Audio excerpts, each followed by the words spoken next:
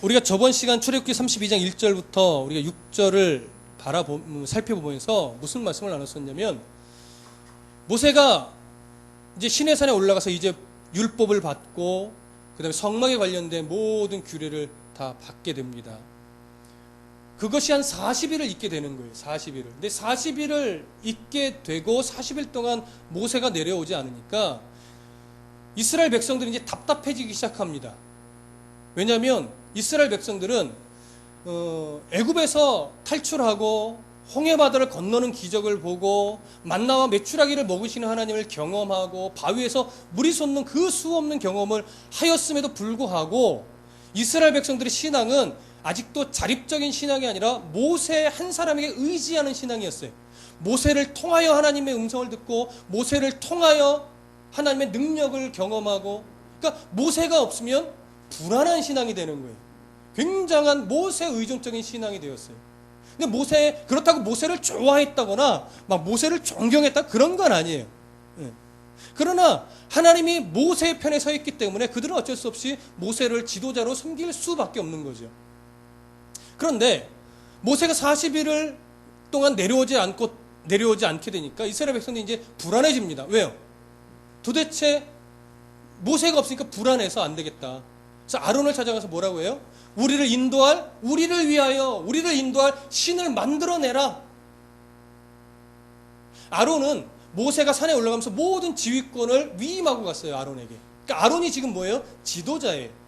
그러면 아론은 어떻게 했어야 돼요? 당연히 너희들 10계명 세부적인 율법의 규례들을 받기 전에 10계명에서 들었잖아. 너희를 위하여 어떤 우상의 형상도 만들지 말라 말씀하셨잖아. 안 돼 하고 거절했어야 되지만 아론은 백성들의 시선을 의식했고 백성들의 반응을 의식했어요. 그래서 몇 차례 거절한 것으로 보이긴 합니다. 긍정적으로 볼 때. 그러나 결국 이스라엘 백성들이 찾아와서 강력하게 요구를 하니까 결국 그가 어쩔 수 없이 금고리들을 다 가져와라. 그래서 만든 게 뭐예요? 금송아지였습니다. 근데 그 금송아지는 하나님이 아닌 다른 우상을 만든 것이 아니라고 말씀드립니다. 물론 그럴 가능성이 없는 건 아니지만 전후 문맥을 통해서 볼 때 이스라엘 백성들은 전혀 하나님이 아닌 새로운 형상의 신을 만든 것이 아니라 애굽에 있던 그 황소신을 염두에 두고 보이지 않던 하나님을 보이는 신으로 만들고 싶었던 거예요. 왜? 그래야 우리의 정성도 보여드리고 우리가 뭔가를 해서 하나님께 능력을 좀 빨리빨리 끌어올 수 있으니까, 그래야 뭔가 하는 것 같은 거예요. 뭔가 종교적으로 하는 것 같은 거예요. 그래서 보이지 않고 하나님의 형상을 안 보여주셨기 때문에 그 하나님의 형상을 뭘로 대체했다고요? 송아지 모양으로 대체했다고요. 그래서 송아지를 놓고 뭐라고 한 거예요? 하나님이다. 우리를 애굽에서 인도한 하나님이다. 이렇게 정하고 지들 스스로 정해놓고 그 앞에다가 하나님을 섬기듯이 제사한 거예요. 근데 하나님이 원하시는 방법대로 제사했느냐? 아니에요.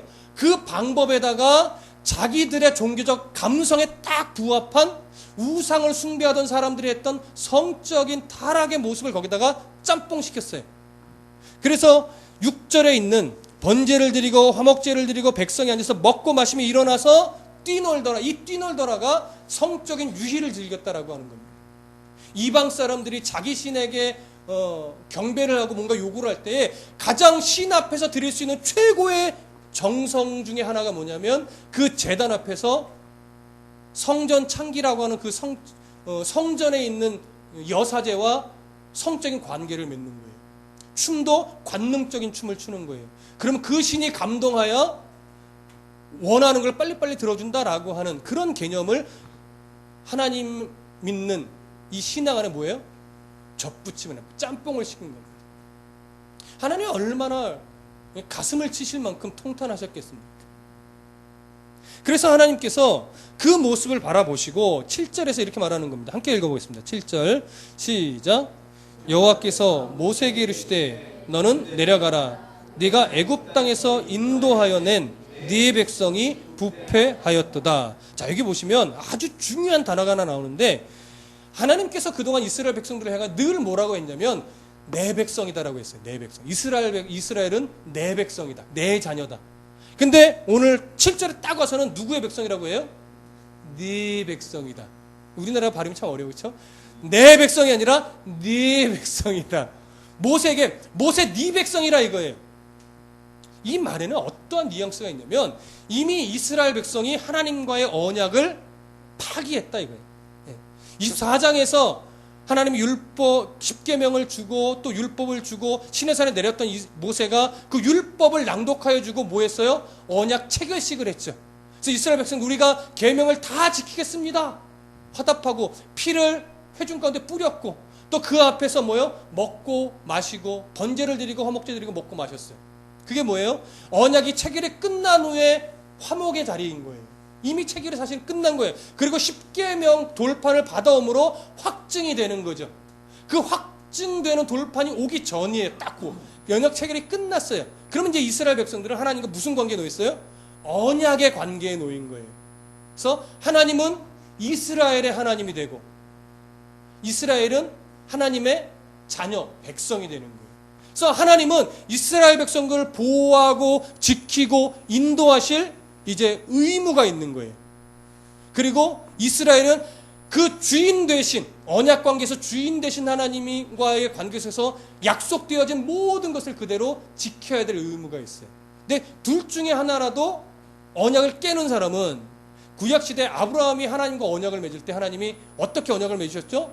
쪼갠 고기 사이로 횃불이 지나갔어요. 물론 아브라함도 지나가야 됐지만 하나님이 자기의 어떤 의지로 언약을 맺어주신 거기 때문에 아브라함은 지나가지 않았지만 기본적으로 쪼갠 고기 사이로 쌍방 언약자가 지나간다는 것은 뭐냐면 양편에 어느 누구 하나든 언약을 어기는 사람은 이 고기가 반으로 쪼개져 갈라 죽었듯이 그 사람도 이런 죽음을 맞이하게 된다. 이런 의미예요.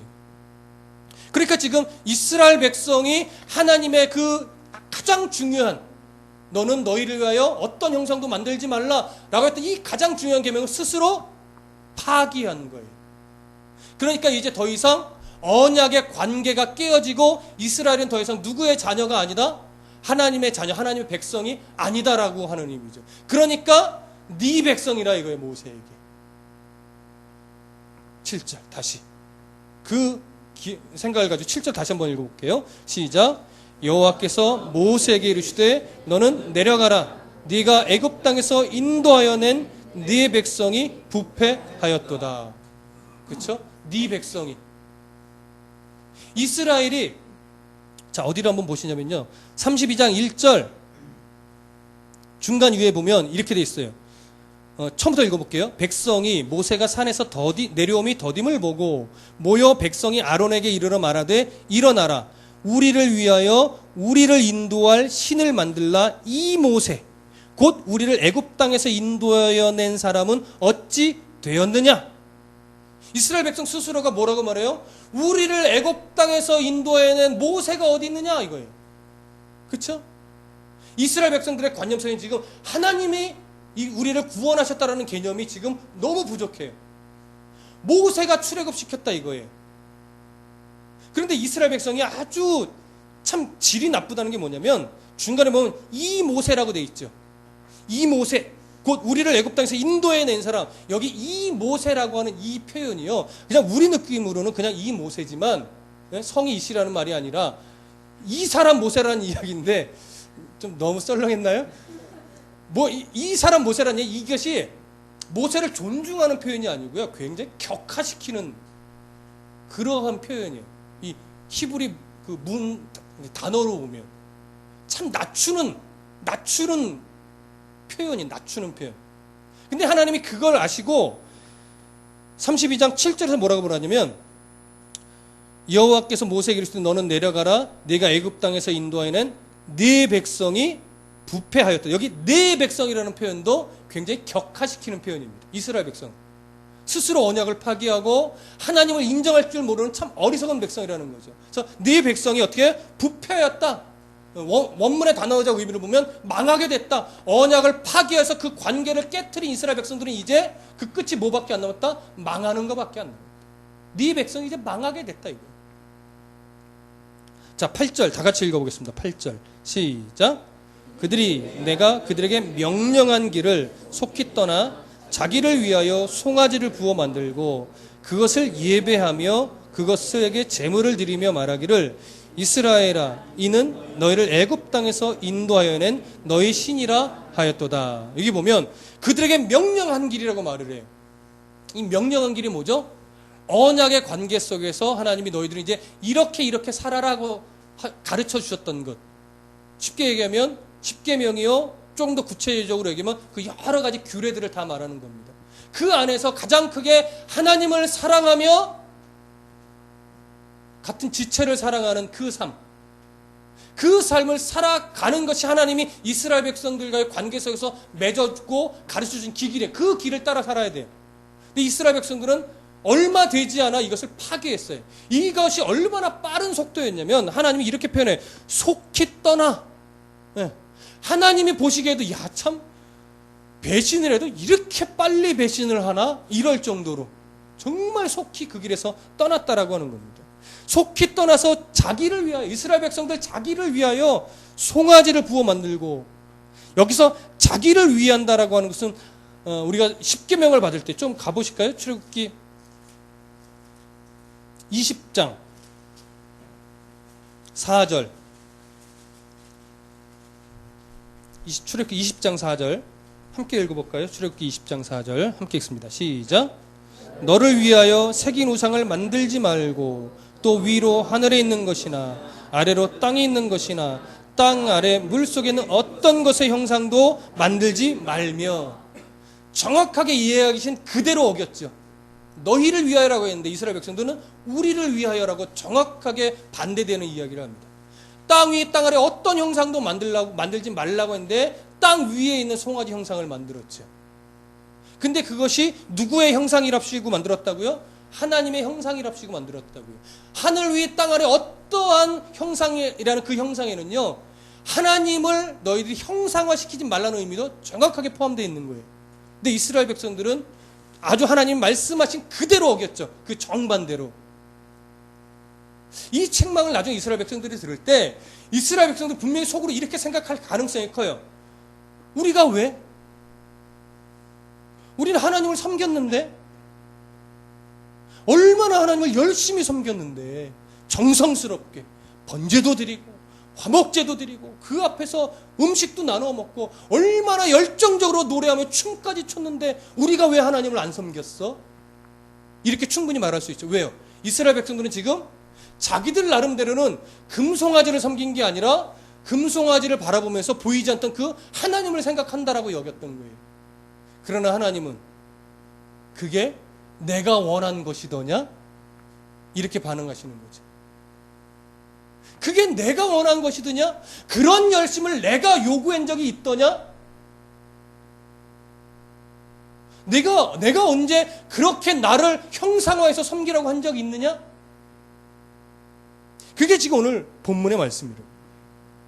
이것이 오늘 아까 우리가 찬송했던 중심을 잃은 예배예요. 화려해요. 누구보다도 열심히 했어요.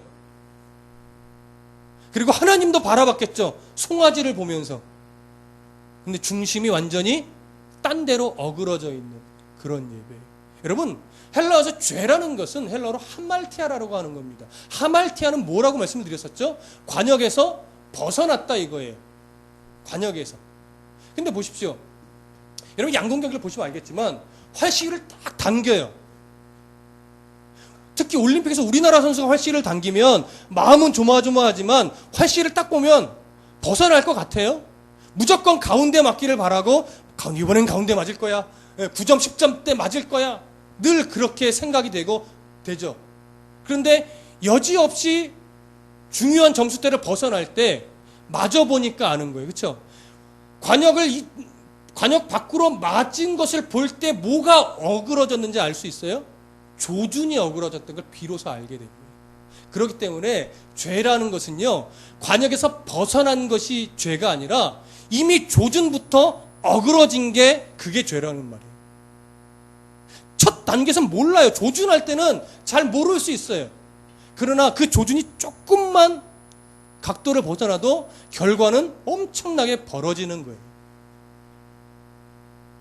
그냥 밖에서 예배하는 모습, 기도하는 모습, 열심히 뭔가를 하는 모습을 보면 참 열심히 신앙생활 하시는구나 라고 말할 수 있지만 하나님이 정말 바라보실 때도 나의 예배와 나의 삶을 받으실까를 여러분 생각해 보셔야 됩니다. 내 삶의 중심에, 내 예배 중심에, 내 찬양과 기도 중심에 정말 하나님이 계신가? 하나님이 받으실 만한 기도를 내가 하고 있나? 하나님이 받으실 만한 찬송을 드리고 있나? 하나님이 받으실 만한 예배를 드리고 있나? 하나님이 받으실 만한 삶을 내가 살아가고 있나? 여러분, 이것에 대한 분별력과 이 분별력을 갖기 위한 몸부림과 그렇게 살고자 하는 애씀은요, 그리스도인이 평생 해야 될 싸움이고 그리스도인이 평생 가져야 될 믿음의 모습입니다. 그러니 얼마나 어렵고 이 길이 얼마나 힘들겠습니까? 그런데 그것을, 그 긴장감을 조금만 놓치면 에이 뭐 이 정도야 뭐라고 말하겠지만 그 이 정도야 뭐가 어떻게 돼요? 결과적으로 엉뚱한 결과를 낳게 되는 이런 신앙의 모습을 나타내는 거예요.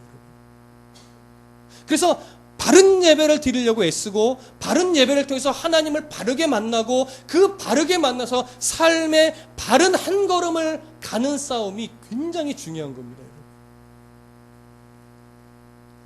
저는 감히 이렇게 말씀을 드리고 싶어요.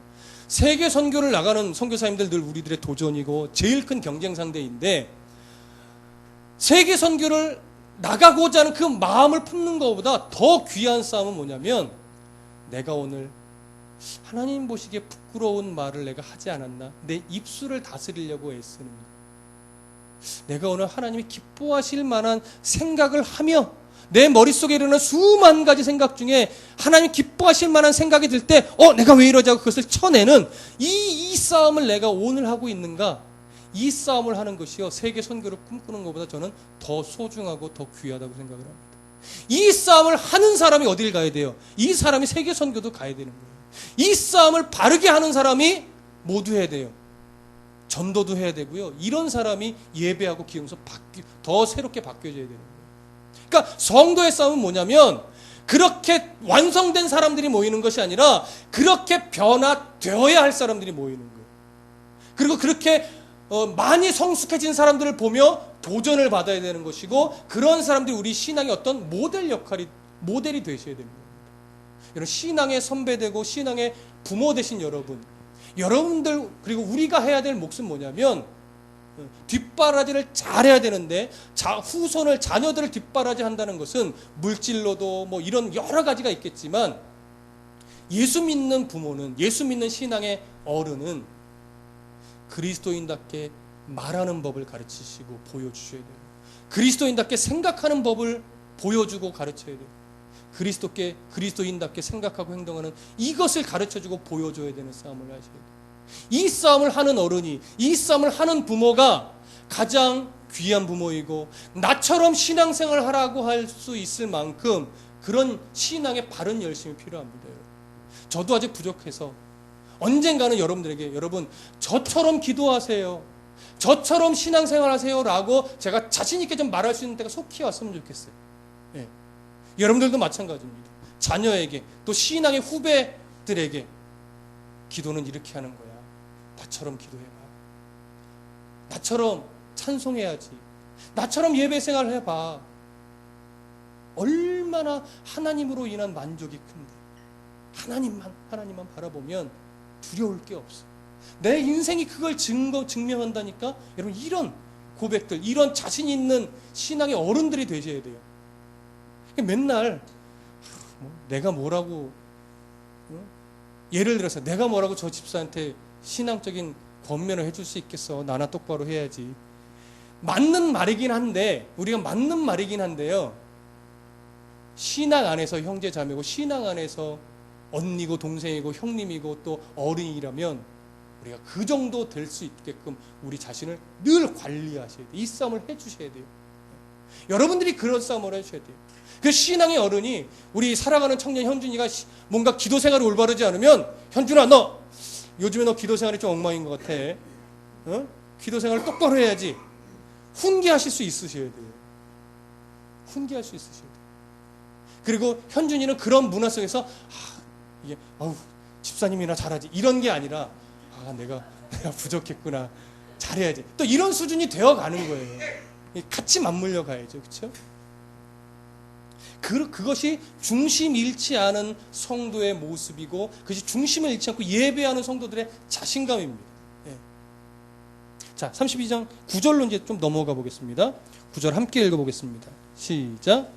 여호와께서 또 모세에게 이르시되 내가 이 백성을 보니 목이 뻣뻣한 백성이로다. 하나님께서 이제 이스라엘 백성들의 모습을 한마디로 정의하시는 겁니다. 목이 어떤 백성이다? 뻣뻣한 백성이다. 이 목이 뻣뻣하다라고 하는 이 표현은요, 당시 유대인들의 농경 문화 속에서 나온 표현이에요. 이 짐승에게 멍에를 씌워야 되는데 이 고집센 짐승은요, 멍에를 씌우려고 할 때 목을 뻣뻣하게 세워서 멍에를 씌우기가 힘들대요. 그 멍에를 못 씌우면 어떻게 돼요? 주인이 원하는 대로 가지를 못하는 거예요. 가지를 않는 거죠. 그래서 이 목을 뻣뻣이 세우며 주인에게 대들고 반항하고 주인의 말을 듣지 않으려고 하는 그 당시의 그 농경 문화를 빗대어서 하나님이 그들처럼 이스라엘 백성이 지금 목에 뻣뻣한 백성이다 이거예요.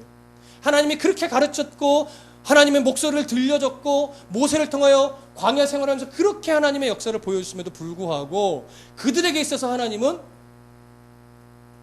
전능하신 하나님이 아니셨던 거죠.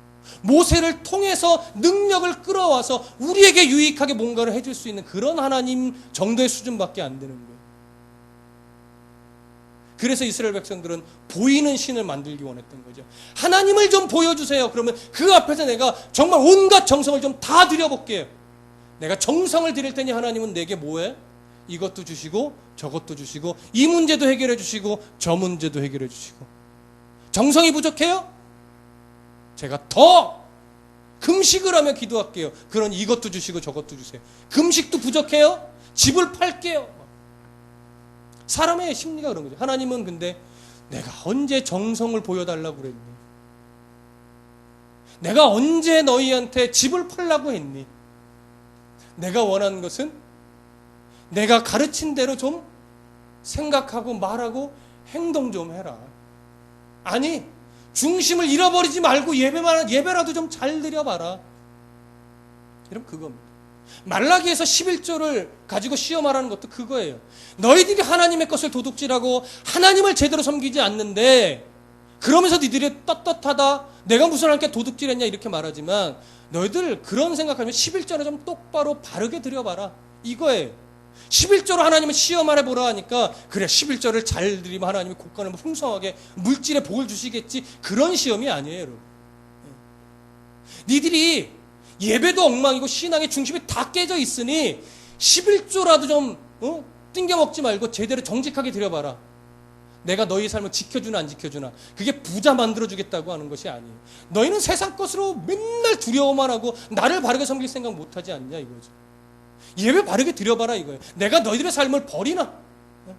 하나님 앞에 바르게 기도하고 바르게 찬송하고 바르게 살아봐라 이거예요. 내가 결코 너희들의 삶을 버리지 않는다 이거예요. 너희들을 그냥 공고한 상태로 내버려 두지 않는다 이거예요. 내가 책임질 건데 너희들은 피 흘릴 것 같으니까 겁나서 후루룩 도망가고 죽을 것 같으니까 나 못하겠어 이거 후루룩 도망가는데 좀 고수준 좀 넘어봐라 이거예요. 고수준.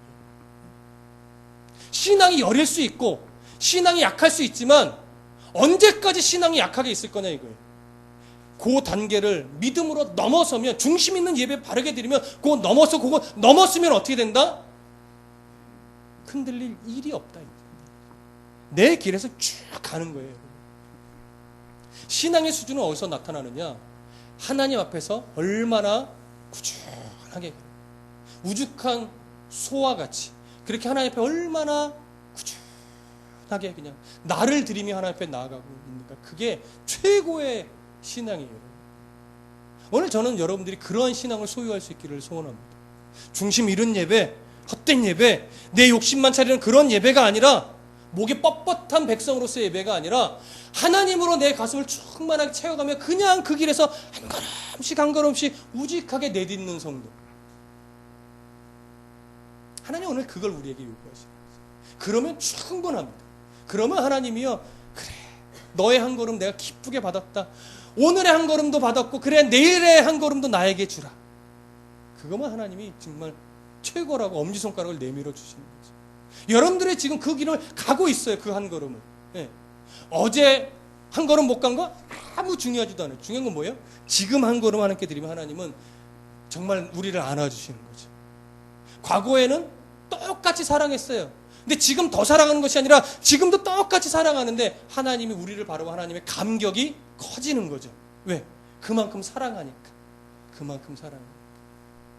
여기에는 하나님의 깊은 사랑이 담겨 있어요. 오늘 그 사랑을 우리가 발견해야 되는데, 자, 10절 보세요. 10절 함께 읽어봅니다. 시작. 그런즉 내가 하는 대로 두라.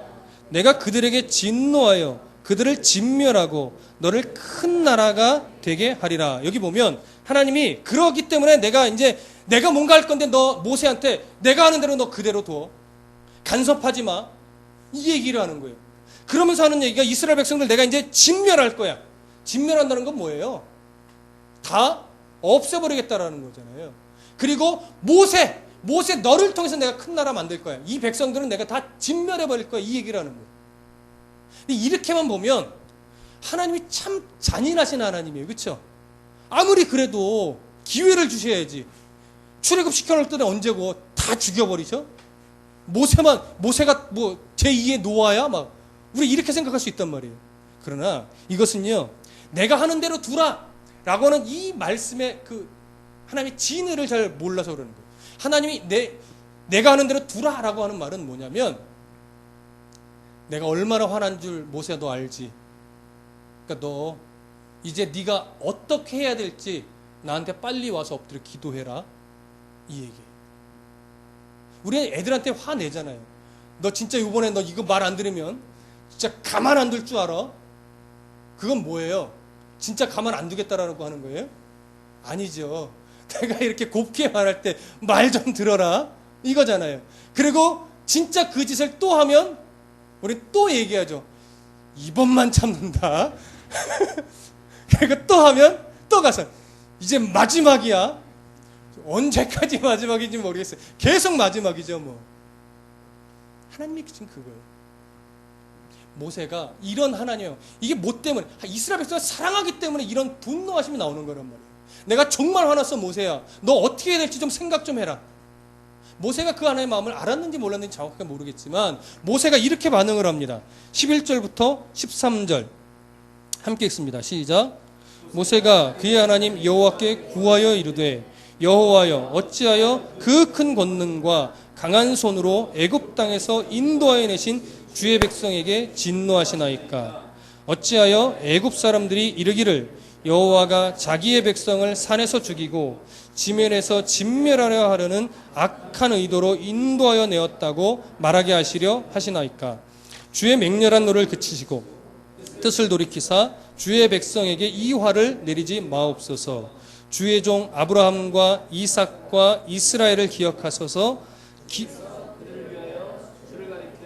맹세하여 이르시기를 내가 너희의 자손을 하늘의 별처럼 많게 하고 내가 허락한 이 온 땅을 너희의 자손에게 주어 영원한 기업이 되게 하리라 하셨나이다. 아멘. 자, 여기 보시면 모세가 이제 하나님의 마음을 알았는지는 모르겠지만 하나님의 그 대노하시는 그 하나님의 마음을 듣고 나서 모세가 이제 막 여기서 중보 기도를 하는 겁니다. 말하자면 첫 번째 내용은 이거예요.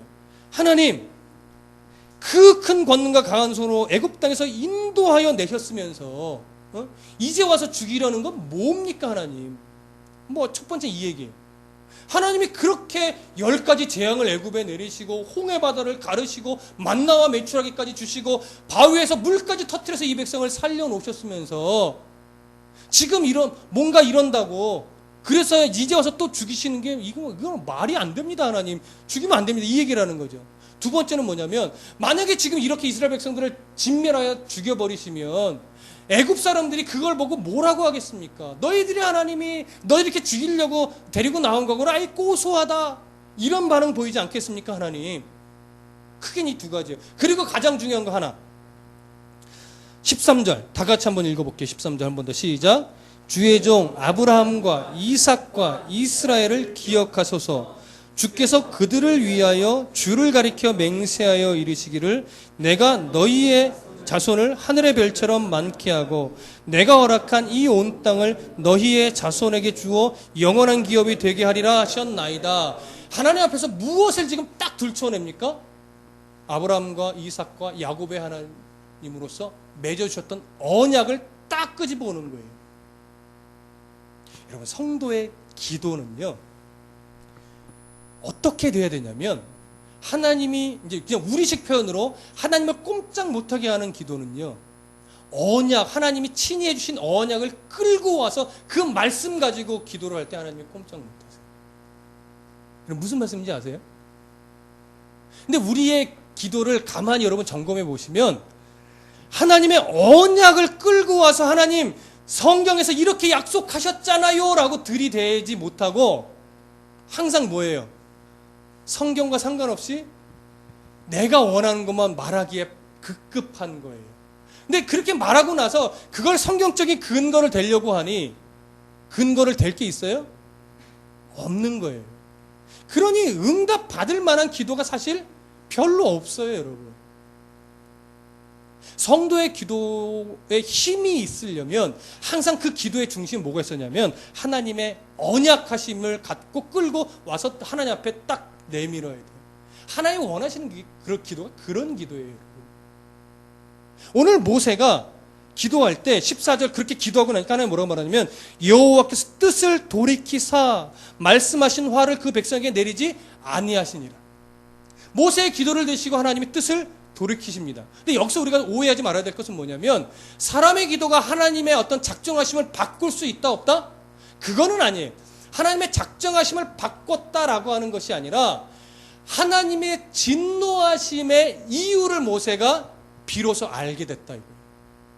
그래서 하나님이 원하시는 기도, 기다리시는 그 기도를 비로소 모세가 할 수 있게 되었고 하나님이 원하시는 기도를 모세가 하니까 그 기도에 응답하여 화를 거두셨다라고 하는 거죠.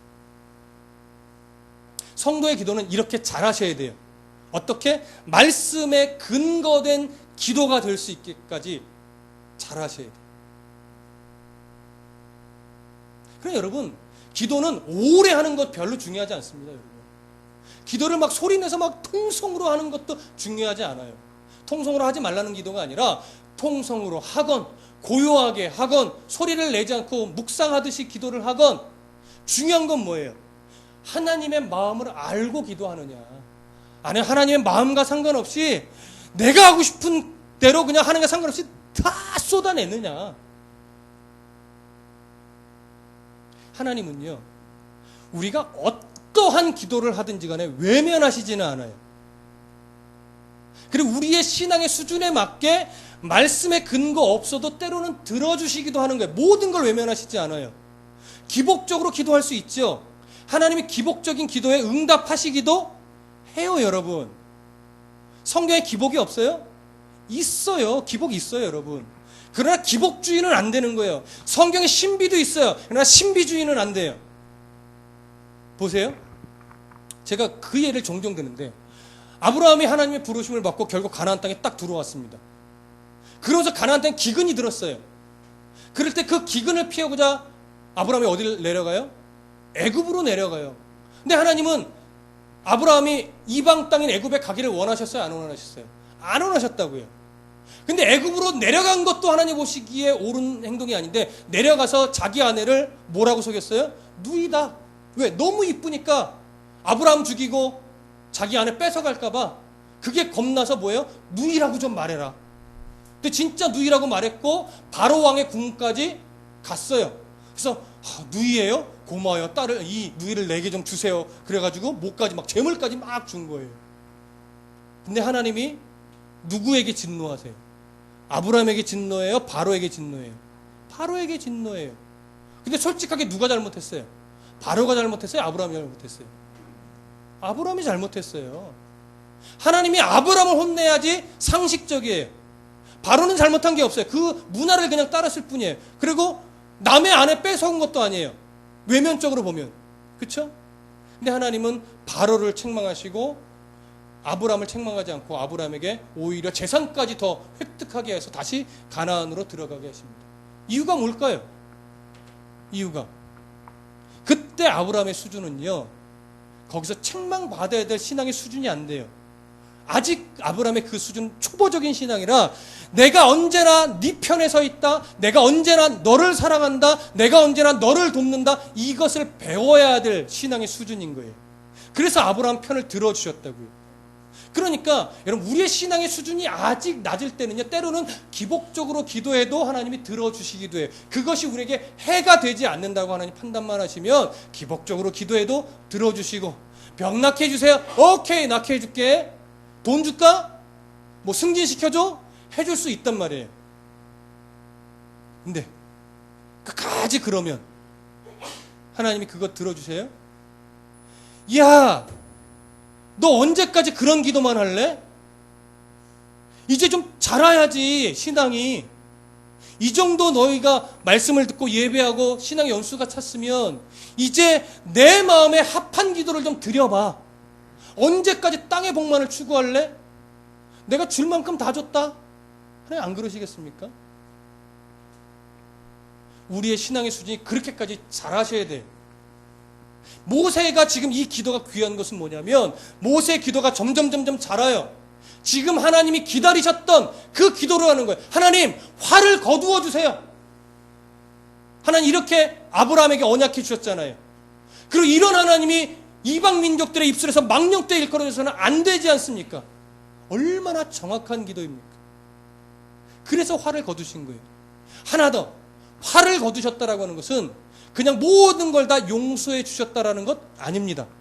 뭐만 없었다? 죽이겠다라고 하는 그 화만 거두신 거예요. 이제 모세는 내려가서 이스라엘 백성들에게 그들의 잘못을 통렬하게 지적하고 그 잘못에 대한 심판도 하고, 그래서 이스라엘이 다시 뭐 할 수 있도록, 하나님과 화목할 수 있도록 그 과정을 이끌어 가야 되는 사람이에요. 그러니까 오늘 모세가 이 기도를 할 때는요, 그게 있는 거예요. 하나님, 화를 거두어 주세요. 제가 내려가서 이스라엘 백성들의 죄를 지적하며 그들이 하나님 앞에 속죄하게 하며 다시 하나님 앞에 화목할 수 있도록 그 역할을 제가 감당하겠습니다. 여러분, 그 중심이 모세에게 있는 거예요. 여러분. 그러니까 모세가 누구의 예표론적인 모습을 갖고 있어요? 우리를 위해 속죄하시고 지금도 우리가 하나님 앞에서 늘 그리스도인답게 살아가려고 도우시고 중보하시는 그 예수 그리스도의 예표론적인 모습이 모세에게 담겨 있는 거예요. 여러분, 우리는 완벽하지 않습니다. 지금도 여지없이 구원은 받았지만 구원받은 자답지 않은 생각, 행동, 말들을 늘 가득해요. 그래서 우리가 뭘 회개해야 돼요? 구원받기 위한 회개예요? 아니에요. 구원받은 자답지 않게 말하고 생각하고 행동했던 것, 그것을 우리가 회개하며 늘 바를 수 있는 삶이 되어야 하는 거예요, 여러분. 그 과정을 통해서 우리가 자라고 성장합니다. 모세는 지금 그걸 바라보는 거예요. 오늘 우리의 신앙이 그래야 자랍니다. 여러분의 신앙이 이제 그렇게 성장하셔야 돼요. 그러니 말씀 없이 신앙이 자라요? 안 자라요. 예배를 통해 하나님의 음성을 듣지 않으면, 예배를 통해 하나님의 말씀으로 가슴을 치지 않으면 신앙이 자랄 수 있어요? 없어요. 무교회주의자들이 그래서 틀린 거예요, 여러분. 무교회주의자들은 목사도 싫다, 교회 어떤 행정도 싫다, 믿는 자들끼리 유대인들처럼 모여서 은혜 받은 사람이 설교하고 은혜 받은 사람의 은혜 간증 나누고, 그러면 그게 예배 아니냐? 일면 예배일 수 있습니다. 일면. 그러나 여러분, 신앙은요, 묵상으로 자라지 않습니다. 묵상으로 은혜는 될 수 있어요, 여러분. 여러분, 은혜 받는 게 신앙의 수준인가요? 여러분, 잘 판단하셔야 돼요. 은혜 받는 게 신앙의 수준일 것 같습니까? 은혜는요, 신앙의 수준이 아니에요. 은혜는 우리를 자꾸 착각 속에 빠뜨려요, 여러분. 신앙은 냉정하게 내 수준을 보고, 신앙은 냉정하게 내 수준을 바라보고 내가 어떻게 말하고 생각하고 행동할 것인가에 대한 아주 진지한 싸움이란 말이에요. 근데 은혜는 자칫 우리의 수준을 너무 높게 만들 수 있어요. 그래서 은혜 받았다 하는 사람들이 주로 하는 게 뭡니까? 지적이에요, 지적. 아우, 저 묵상도 안 하는 것들. 아우, 저 기도도 10분밖에 안 하는 것들. 나 같은 사람을 얘기하는 거죠. 응? 아우, 금식도 안 해? 우리 교회는 금식 안 해요. 왜? 제가 못하기 때문에. 신앙의 수준은 그걸 말하지 않아요. 은혜가 신앙에 도움이 돼요. 그렇죠?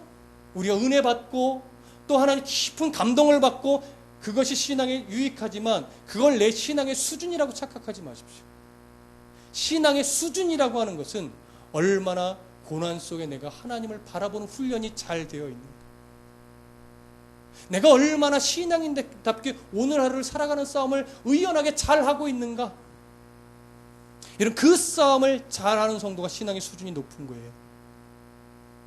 그러니까 세상이 또 예전에 우리가 바라보던 시각과 조금 달라지죠. 누가 신앙이 좋다고 그러고 말해요?